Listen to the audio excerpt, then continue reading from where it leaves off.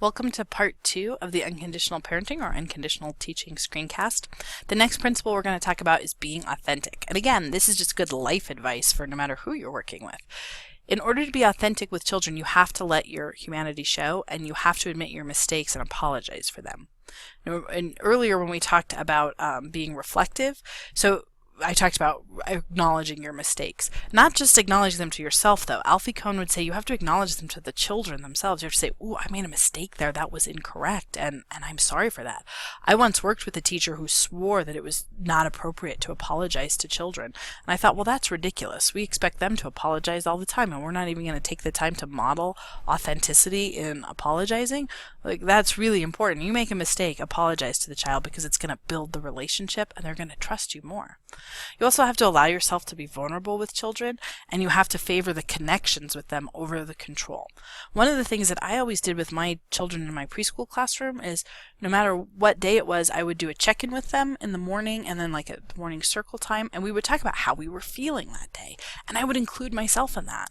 I would tell them if I was feeling run down, if I had a headache, or maybe my sinuses were bothering me during allergy season. I always let them know that, and then I talked to them about how could we take care of each other as a community. And they were the first ones to come up with ideas like, you know what, maybe the music center would be too loud today. Maybe we should just play quiet music in the music center instead of loud banging drums. And they were doing that as a way to take care of me on those days I had headaches. And then I could do the same for them. So it really helps to build a trusting, loving relationship with them by just admitting who I was as a person. The next one is to talk less and ask more. And this is Maria Montessori would be behind this principle a lot, because often as teachers we do a lot of talking, but we don't do a lot of listening and reflecting. So in situations like this, Kohn is talking about not dictating ideas to children, but provoking them, eliciting them, pulling them out from the children. Like, what are your thoughts on that? Can you tell me more about it? And when you do that with children who are engaged in mistaken behavior, then you're focused on the source of the problem. You're focused on problem solving rather than just, like getting them to comply with whatever your short-term goals are. You also, when employing this, have to remember to avoid rhetorical questions or ones that you already know the answer to. It's pretty sneaky and awful to ask children a question when you already know the answer, or when you're going to enforce an answer. That's just not a nice thing to do. It's not a nice thing to do to anybody. So don't ask any questions that you don't expect a real answer to, or that you already know what you're going to do. Just don't even play pretend with that. And then finally, sometimes not talking at all is the best thing to do. You just have to be present. This is especially true for children who are engaged in that level 3 mistaken behavior, where it's really those aggressive, almost violent behaviors. You have to help them, like, not physically harm somebody, but sometimes those children, they just need somebody to listen to them while they cry. They just need a shoulder to cry on. They just need somebody to hug them. Just being there for them is so often the best thing that you can do. The next one is to keep their ages in mind. And this one's simple. It just means knowing and implementing developmentally appropriate practice.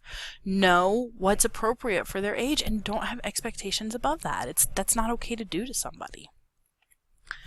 The next one is attributing to people the best possible motives that are consistent with the facts. I love this quote so much that I actually have it printed out and on my wall in my office, because the person who said it originally was Nell Noddings, and she was an education professor out in California, and Alfie Kohn loves her work.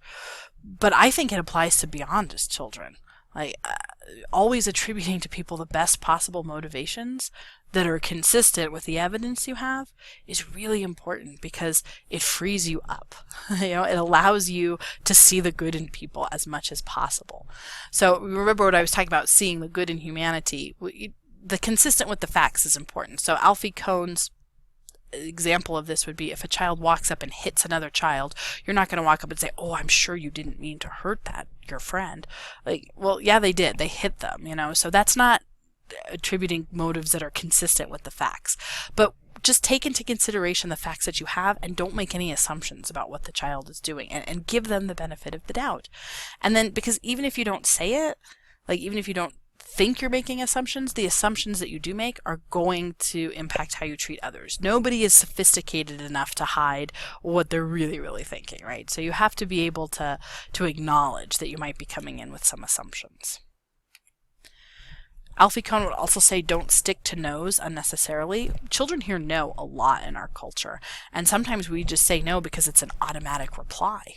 So he wants people to remember that saying yes is not the same thing as being permissive, right? So a lot of people will, teachers and parents will paint themselves into a corner because they'll give themselves, like a consequence or something. Like they think it's a logical consequence, and they'll give it to the child, and they realize later, like, oh man, that really didn't make a lot of sense, but I have to do it because that's what I said I was going to do, and the child's going to think they can run all over me.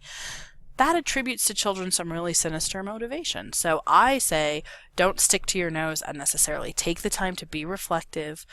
Don't make no your default position.